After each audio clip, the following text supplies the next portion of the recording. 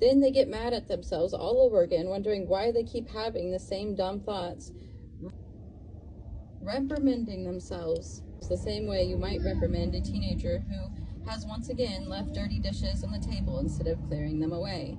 Oh, so relatable. I had just mentioned that when I was a teenager was when I beat myself up the most for having the thoughts I was having, you know? Like, I don't know, I'd be overwhelmed in class, or, you know, a teacher would be really heaving me off, pissing me off, you know, and I'd be like thinking about, I don't know, just like running up to her and smacking her in the face.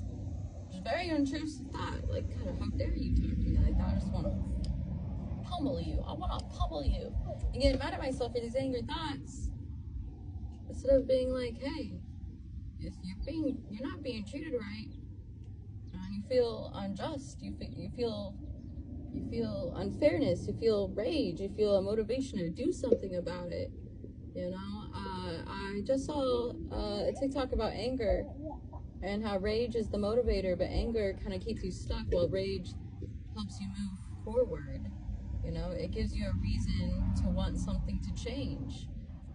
Versus anger being explosive and out of control. Rage is articulated and precise. It's, this is the reason I'm doing this. You know, a lot of my motivation comes from just pure fucking rage. What an Aries energy. Anyways, let's keep going here. The truth is, we don't have pinpoint control of our thoughts, and there's always something to worry about, because we can worry about any possibility we can imagine. We don't need realistic danger to worry. Try this experiment. Think of an elephant for about 20 seconds and then stop thinking of it. No more elephant? Take 1 minute and keep it out of mind. No long trunk, no loud trumpeting sound, no tusk, no eating peanuts, no running away from mice. How did you do? Odds are you just spent some time with thoughts of elephants. For some people, the results will be as obvious as an elephant stomping through the jungle.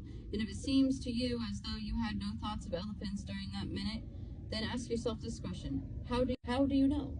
The only way you can try to avoid all thoughts of elephants is to think of what it is to think about elephants, and watch to see if you do that while trying not to do it. You get elephants on the brain from every direction. Anytime you deliberately try to stop thinking of something, you're likely to think more about it. Psychological research on the subject of thought suppression clearly shows that the main effect of thought suppression is a resurgence of the thoughts you're always trying to forget. PTSD recovery tip, because I dealt with chronic flashbacks of being assaulted most of my life, and I didn't know how to get that to stop daily until I realized that if it occurs in my head, I must play out the tape all the way through, because I'll continue to press it down inside of me, and it uprises throughout the day in and day out. But until I wrote a poem, it's like a 4-part series of everything that happened to me.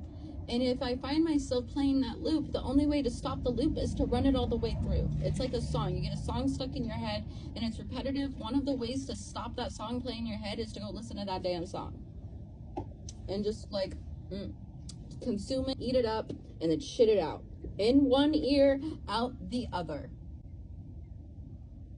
But if you don't face it, it's just going to keep you're going to choke it back up. You got to swallow it and process it and let it go out the other end.